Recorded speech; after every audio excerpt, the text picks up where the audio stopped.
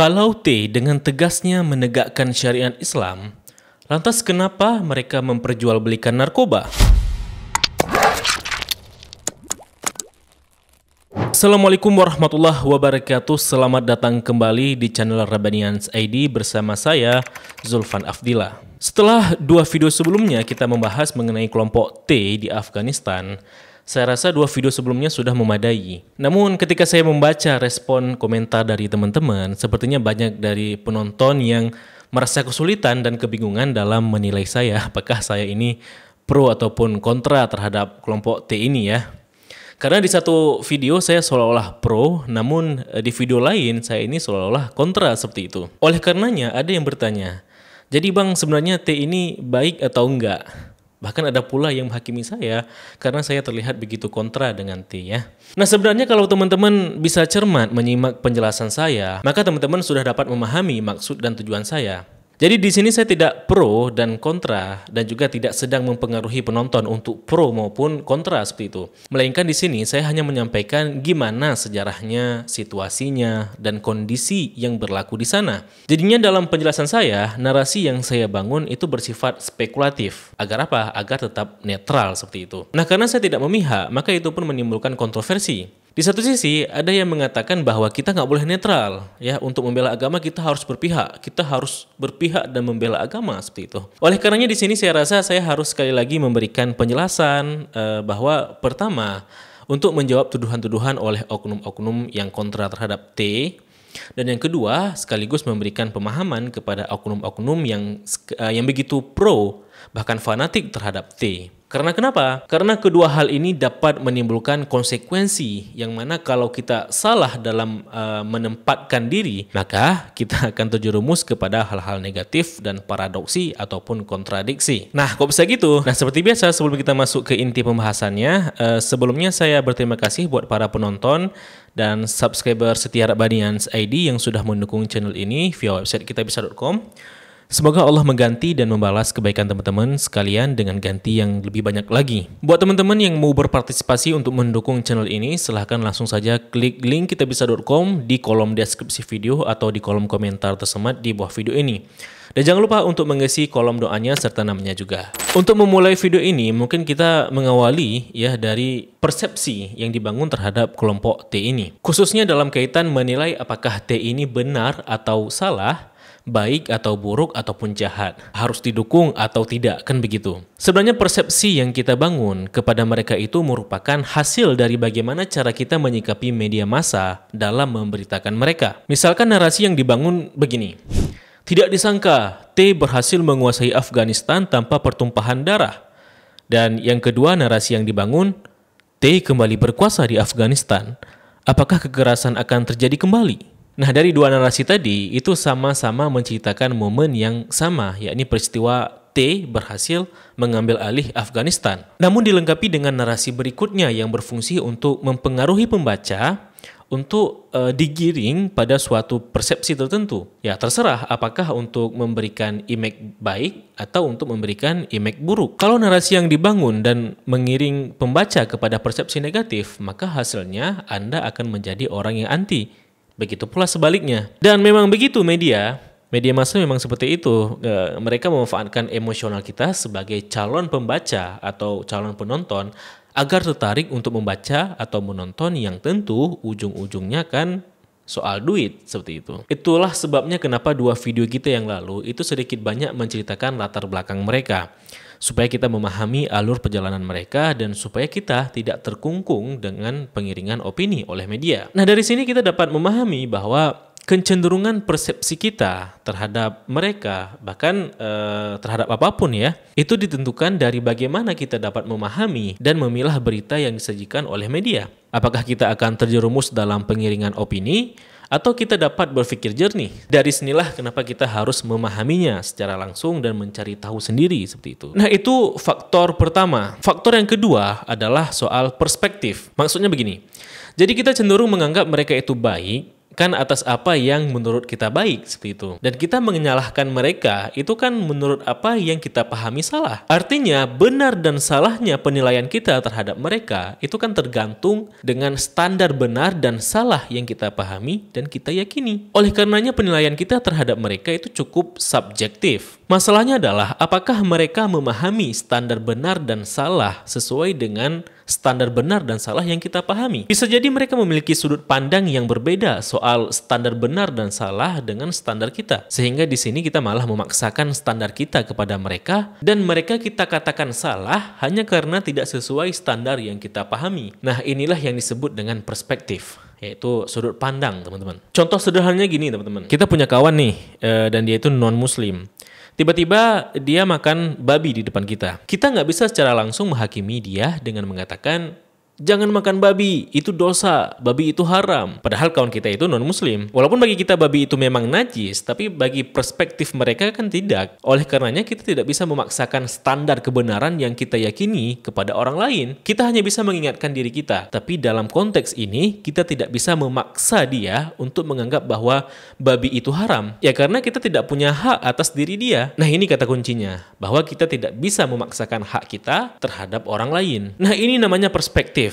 Sudut pandang, ya, bahwa tidak semua orang sepakat pada sudut pandang tertentu dan masing-masing orang memiliki sudut pandangnya sendiri. Sehingga apa yang menurut kita salah, ya bisa jadi bagi mereka benar. Misalkan soal jilbab seperti itu. Nah, menurut perspektif dan kondisi sosial kita di beberapa tempat, ya, ketika melihat ada orang yang tidak memakai jilbab, wanita yang tidak memakai jilbab, itu kan hal yang biasa. Tapi kalau ke Aceh, dengan konteks sosial kemasyarakatan Aceh, maka hal itu akan menjadi hal yang tabu. Karena sosial orang-orang Aceh sudah terbiasa dengan jilbab. Begitu pula dengan cadar yang diterapkan oleh pemerintah T, kalau misalkan nanti mereka mewajibkan, ya.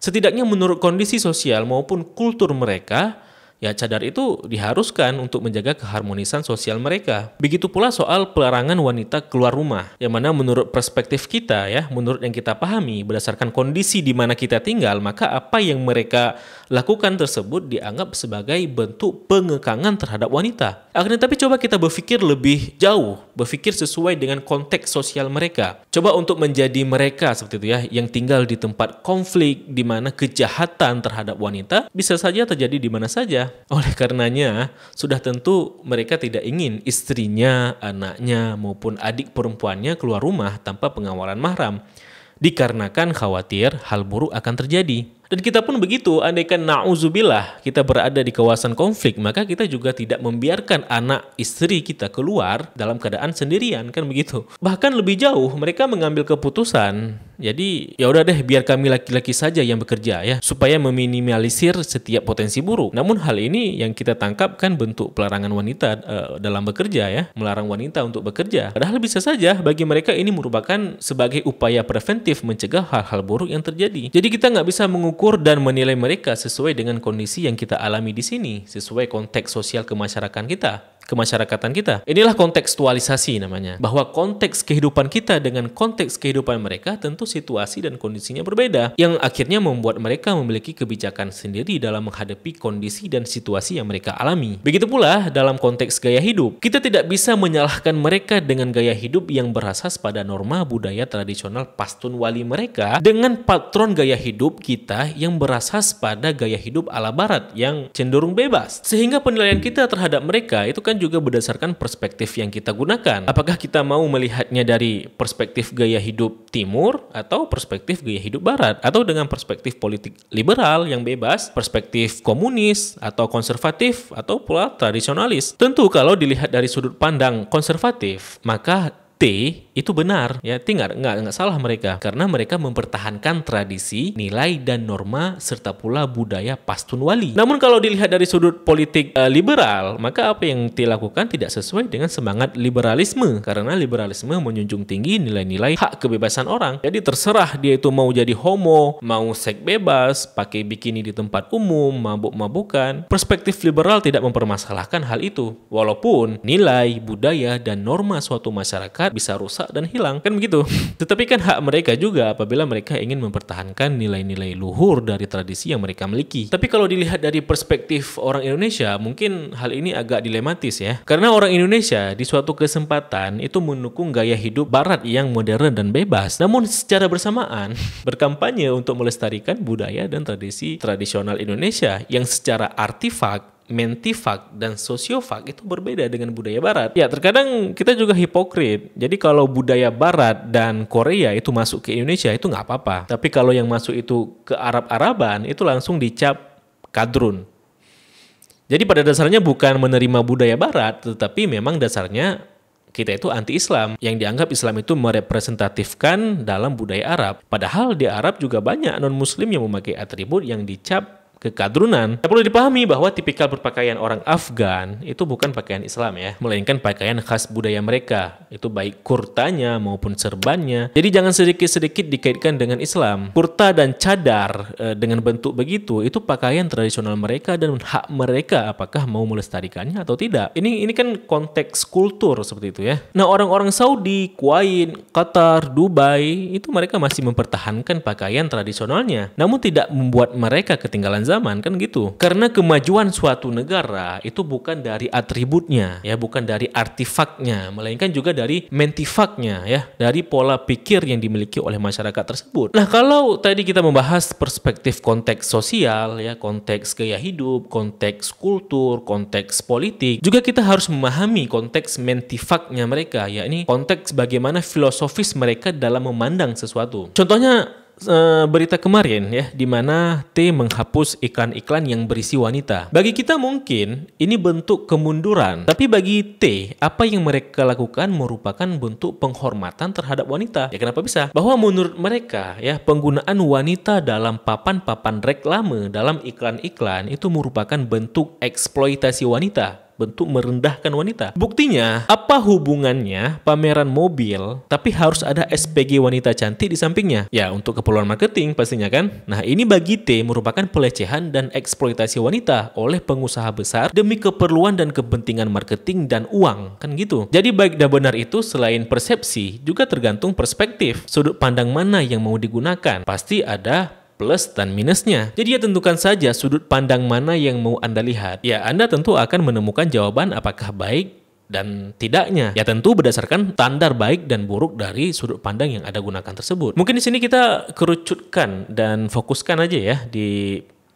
ruang lingkup perspektif Islam gitu. Dalam artian, apakah mereka menurut Islam benar atau salah? Jadi kalau mereka itu benar-benar melaksanakan syariat Islam, lantas kenapa mereka memperjualbelikan narkoba, yakni opium, seperti yang viral diberitakan, kan gitu. Jadi gini teman-teman, tanah Afghanistan itu merupakan tanah yang kurang subur secara agraris, kecuali satu tumbuhan, yakni opium. Nah, pada masa silam, opium sendiri merupakan tumbuhan yang sangat berguna bagi kebutuhan medis dan sangat umum digunakan untuk keperluan medis. Dan kebetulan tumbuhan ini tumbuh subur di sana dan harganya kebetulan juga mahal, sehingga rakyat di sana dalam pandangan pragmatis lebih mending bertani opium. Nah, masalahnya adalah mungkin bunga opium yang mentah itu saja itu bukan apa-apa ya, melainkan hanya komoditas pertanian seperti itu. Masalahnya ketika bunga ini mereka jual, ya bunga ini disalahgunakan, malah dijadikan narkoba oleh oknum-oknum tertentu, oleh mafia-mafia narkoba. Dari sinilah muncul pandangan jika, ini memperjualbelikan narkoba seperti itu. Nah, menurut perspektif kita, tentu kita menilai jika mereka sepertinya membudidayakan narkoba atau opium. Tapi apakah menurut perspektif mereka memahami apa yang mereka budidayakan itu dapat diolah sedemikian rupa akan jadi narkoba? Atau mereka hanya tahu jika mereka membudidayakan tumbuhan yang sejak lama tumbuh subur di tanah mereka dan menurut tradisi hanya dijadikan sebagai obat? Kan bisa saja yang mereka pahami begitu. Jadi kita tidak dapat menyalahkan mereka atas dasar hal yang tidak mereka ketahui. Sederhananya gini teman-teman. Jadi dahulu tahun 1970-an ke bawah di Indonesia ya. Jadi ganja itu belum dianggap sebagai narkoba. Ganja itu baru mendapatkan status keharamannya itu pada tahun 1976 melalui fatwa MUI. Nah, pertanyaannya adalah apakah ketika orang-orang menjual ganja di tahun 1970-an ke bawah berarti mereka menjual narkoba? Ya kalau kita melihat dari sudut pandang era sekarang, jawabannya iya. Tetapi apakah orang-orang ketika itu paham jika yang dia jual atau yang dia tanam, yang dia budidayakan itu merupakan narkoba? Tentu tidak. Yang mereka tahu kan mereka menanam tumbuhan yang laku apabila diperjualbelikan, karena orang dulu mempergunakan ganja bukan semata-mata untuk dihisap, tetapi juga untuk pelengkap sayur. Nah, begitu pula opium, teman-teman, pada dasarnya digunakan untuk kebutuhan medis. Sama seperti ganja, jika disalahgunakan, maka menjadi haram dan menjadi narkoba. Ya, dulu pun kopi itu juga sempat dianggap haram pada tahun 1535 oleh gubernur Mekah karena dianggap memabukkan. Ya, menurut perspektif mereka pada konteks masa itu, maka kita telah mengonsumsi makanan haram, kan gitu. Bahkan pada tahun 1623, itu Sultan Murad IV sempat mengharamkan tembakau yang kini kita jadikan sebagai rokok. Nah, jadi ini kembali lagi bagaimana cara kita melihat dari sudut pandang mana, berdasarkan konteks sejarahkah, konteks budaya, konteks politik, dan konteks-konteks lainnya seperti itu. Walaupun saya juga tidak menyangkali, mungkin saja ada kemungkinan mereka atau oknum tertentu sengaja menjual narkoba dengan sadar seperti itu. Akan tetapi Abdul Hamid Akhundzada yang menjadi kepala divisi anti narkoba di tubuh T ketika itu, di mana pada saat mereka berkuasa tepatnya tahun 2000, mereka sempat mengundang PBB untuk menghadiri pemusnahan opium besar-besaran. Walau bagaimanapun budidaya opium itu memang sudah ada jauh sebelum mereka berkuasa ya. Dan kalau kita lihat berdasarkan statistik ya teman-teman, bahwa produksi opium di masa kekuasaan T itu mengalami kemunduran, mengalami kemerosotan. Namun berbeda ceritanya saat Afgan diinvasi oleh Uni Soviet dan Amerika. Jadi kenapa ya berita opium di era invasi Amerika tidak seheboh kelompok T? Ya, sekali lagi karena pengiringan opini. Dan BTW, apa kabarnya nih negara-negara yang sekarang sudah melegalkan ganja? Dan kenapa nggak ada yang bercuap-cuap seperti itu ya? Nah, mungkin sepanjang video ini teman-teman melihat saya sebagai seorang yang pro dengan T. Karena narasi-narasinya cenderung membela. Sebenarnya bukan membela teman-teman, melainkan untuk memahami lebih luas secara open-minded, pikiran terbuka, dan tidak terkungkung pada perspektif tertentu. Kan kita akhir-akhir ini berkampanye untuk open-minded, ya kita harus open-minded dan segala macam. Tapi kenapa di suatu hal tertentu, suatu kondisi tertentu, suatu kasus tertentu, open-mindednya disembunyikan? Jawabannya karena hal tersebut tidak mendukung Anda, kan gitu. Nah, walaupun agar tetap netral, sayangnya masih juga ada yang menghakimi saya bahwa saya telah melecehkan mujahidin. Ya, melecehkan mujahidin itu menurut Islam suatu hal yang sangat terlarang. Tapi apakah narasi yang saya bangun dari video-video sebelumnya dapat disimpulkan melecehkan? Bahwa mujahidin dibantu oleh intelijen baik dari segi dana, senjata, dan pendidikan madrasah itu faktual ya. Itu adalah faktual. Akan tetapi kan itu tidak menciderai niat mulia mereka untuk membela tanah air, bangsa, dan agamanya hanya karena memilih pandangan pragmatis dengan bersekutu dengan non-muslim, kan gitu. Adapun soal T diciptakan oleh intelijen, kan di video sebelumnya masih spekulatif. Memang ya, secara literal, T dan pejuang-pejuang lain, ya para mujahidin, tidak diciptakan oleh intelijen secara langsung, karena duluan ada kelompok militan ini sebelum intelijen kerjasama. Akan tetapi secara terselubung dan tidak langsung melalui bantuan dana, senjata, dan penanaman ideologi, itu kan membuat kelompok ini menjadi lebih nyata dan kuat seperti itu. Dan sekali lagi, adanya bantuan dari asing itu tidak menciderai niat mulia mereka, karena bantuan itu tidak ditukar dengan iman, tidak ditukar dengan ideologi, dan ruh semangat juang pejuang. Bahkan kan faktanya dulu kita bersekutu ya dengan Jepang untuk melawan Belanda, sampai-sampai Buya Hamka memuji Nippon atau Jepang. Kan keterlibatan Jepang tidak serta-merta merusak cita-cita luhur kita dalam memperoleh kemerdekaan, kan gitu.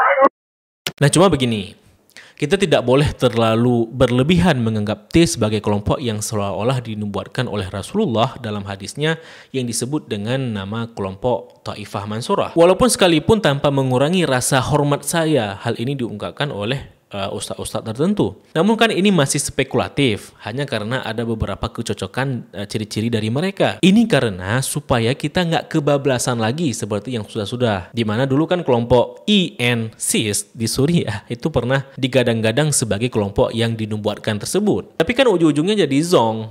Efeknya apa? Efeknya Islam secara tidak langsung tercemari citranya. Bahwa kelompok T sebagai kelompok Islam yang mencoba merepresentatifkan Islam itu benar. Tapi Islam itu bukan hanya T saja. Islam adalah absolut yang kebenarannya mutlak.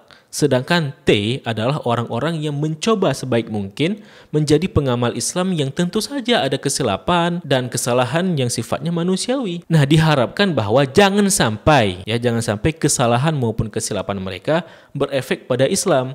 Seolah-olah citranya Islam membolehkan hal yang seperti itu, kan gitu. Jadi T sebagai pengamal Islam yang dinamis dan Islam yang sifatnya absolut tanpa mengurangi rasa respek saya terhadap mereka yang meninggikan nama Allah, yang mana keringat mereka lebih berharga daripada saya dalam meninggikan nama Allah, dan itu pasti. Jadi teman-teman, sekali lagi di sini saya bukan hendak ingin mengiring opini penonton untuk pro maupun kontra, melainkan untuk memahami apa sebenarnya yang terjadi dan kenapa kita tidak boleh terlalu fanatik maupun anti terhadap mereka. Selebihnya, kita tunggu saja ketetapan dari Allah. Kalau mereka merupakan kelompok pilihan, maka kita dukung. Namun kalau tidak, jangan sampai kita menciderai Islam atas pilihan kita tersebut. Namun tentu kepemimpinan mereka tidak akan membuat semua orang senang ya. Dan kita hanya doakan saja semoga mereka mampu memimpin Afghanistan atas hikmat dari Allah dan rakyat di sana bisa makmur, sejahtera, dan jauh dari maksiat. Oke, mungkin ini saja untuk episode kali ini. Bagaimana pendapat teman-teman? Tulis di kolom komentar.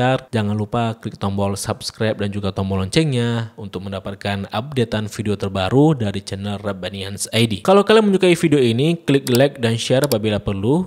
Terima kasih telah menyaksikan. Saya mohon undur diri. Mohon maaf apabila ada kesilapan dan kesalahan. Sampai jumpa di episode berikutnya. Billahi taufiq wal hidayah. Wassalamualaikum warahmatullahi wabarakatuh. Salam damai.